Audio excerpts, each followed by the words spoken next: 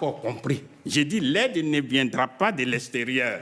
Il faut se mettre ça dans la tête. C'est comme quelqu'un qui a son foyer conjugal à gérer et qui compte simplement sur l'aide du voisin pour nourrir sa famille. Ça, c'est manquement de conscience. Donc, nous disons et nous répétons, ça, c'est la première solution, c'est la monnaie unique africaine. Deuxièmement, avec l'argent qui est le nôtre, qui est garanti par nous. Oui. Parce que, rappelons-le rapidement, quand on parle du dollar américain, le dollar américain est garanti par 8200 tonnes d'or. Mais nous disons et nous répétons, ils peuvent aller le vérifier, tous les pays africains ont des stocks d'or, de diamants. Et un seul pays qu'on appelle l'Ouganda détient du seul 31 millions de tonnes d'or. Je reprends. L'Ouganda, ils peuvent vérifier au moment où nous parlons.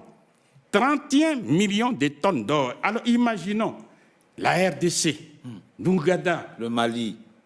Mais rien que même l'Ouganda tout seul, on se met ensemble, on dit bon, décaissons immédiatement pour garantir notre monnaie, il faut décaisser 130 000 tonnes d'or. Décaisse ça. Et nous, on va te rembourser à dose homéopathique. Mais la monnaie unique africaine qui est garantie par 130 000 tonnes d'or, il n'existe pas sur la terre une seule monnaie, fût-elle le dollar américain, ne peut rivaliser avec. Donc on aura déjà les moyens. Maintenant, il faut insister. Pourquoi y a-t-il eu l'esclavage? Pourquoi y a-t-il eu la colonisation? Les gens ont les possibilités de fabriquer les billets de banque. Mais ce ne sont pas les billets de banque seuls qui produisent les biens. Ce sont les êtres humains. L'Afrique... Capital humain. L'Afrique a les bras. Aujourd'hui, 1 milliard 300 millions. Demain, dans quelques années, c'est 2 milliards. Il faut mettre en mouvement ces 2 milliards de personnes pour produire. Et pour les mettre en mouvement, c'est les payer avec notre propre argent. Est-ce que nous sommes en train de rêver? La réponse est non. Parce que la Chine, moins de 500 millions de personnes avant 1949 mouraient de faim. Quand Mao Tse-tung et ses amis ont pris le pouvoir d'État, ils ont battu une seule monnaie unique, qui est le yuan ou bien le renminbi. Et aujourd'hui, les Chinois sont devenus, même si ça peut encore déranger certains esprits, la première puissance économique du monde. C'est la Chine qui finance le monde entier, à commencer par les États-Unis d'Amérique et l'Union européenne. Donc nous disons, ce genre d'aide, pour rester dans le sujet dont on nous parle, c'est de la diversion. Donc la première solution, c'est battre la monnaie unique. Deuxièmement, avec la monnaie unique africaine, nous allons industrialiser les économies africaines, c'est-à-dire transformer toutes les matières premières agricoles, minières, minérales et énergétiques en des produits finis qui génèrent de la richesse qu'on appelle les valeurs ajoutées, lesquelles valeurs ajoutées éliminent la pauvreté. C'est ce que font tous les pays dits développés. Il n'existe pas sur la Terre un seul pays développé qui ne soit pas industrialisé.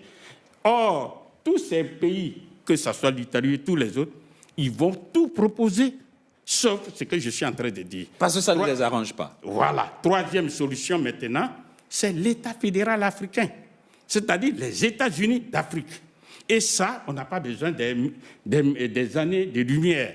Un juriste à ma gauche ici, il suffit simplement de mettre une ceinture politique autour de ces 54 pays et on sort un être moral qu'on appelle l'État fédéral africain, et on lui accorde 6 compétences qui sont 1. Puisque nous sommes un seul État désormais, tous ceux qui ne font pas partie de l'Afrique, eh bien avec eux on a des frontières. Donc c'est l'État fédéral africain qui va gérer ça. Deuxième compétence, lorsque vous écrivez aux États-Unis d'Amérique, vous achetez un seul thème. Vous n'achetez pas 50 thèmes. Donc, c'est l'État fédéral qui va gérer les PTT. Troisième solution, une troisième compétence, eh bien, il y a une seule politique étrangère. Quand je m'avais à l'ambassade des États-Unis, vous allez dans une seule ambassade. Donc, Si on crée notre État fédéral, eh bien, c'est l'État fédéral qui va gérer la politique étrangère. Maintenant, ça, c'est ce qu'on appelle les compétences naturelles.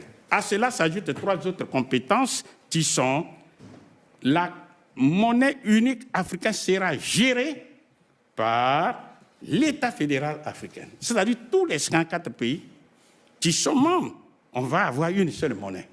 Et avec pas une banque centrale africaine, vous voulez dire? Bien sûr, avec une banque centrale. Oui. Donc, ça, c'est la 4e compétence. La 5e compétence, eh bien, c'est la défense. Aujourd'hui, beaucoup de pays africains sont victimes de l'insécurité, par-ci, par-là. Quand on voit en RDC, il y a la guerre là-bas. Quand on voit au Soudan, il y a la guerre un peu partout. Eh bien, nous disons, nous allons avoir une armée fédérale africaine, écoutez-moi très bien, rendue invincible. Pourquoi?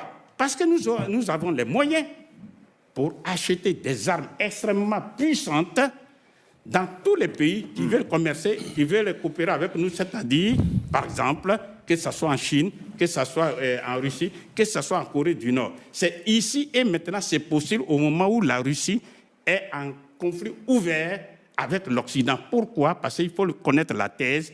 Il est hors de question de permettre aux Africains de s'armer. Parce qu'il ne faut pas armer un esclave. Parce que si l'esclave est armé, non seulement il ne va pas se soumettre, mais il peut même tuer le maître.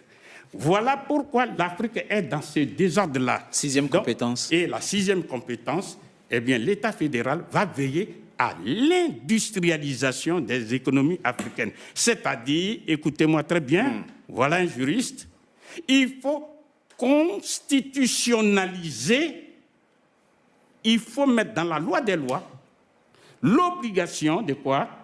De transformer toutes les matières premières en des produits finis. On ne doit plus jamais exporter les matières premières brutes de l'Afrique. Mais ce sont les produits finis qu'on peut faire. Si on met en application ces 6 solutions, vous verrez qu'à court terme, je dis bien à court terme, eh bien, non seulement l'Afrique va satisfaire ses besoins essentiels, mais l'Afrique va même reprendre la direction du monde. Et c'est de ça, les Européens, tous les autres, ils ont peur. Ils ont peur. C'est ce qui voilà pourquoi ils nous amusent, ils amusent la galerie. Avec les différents sommets. Voilà. Merci.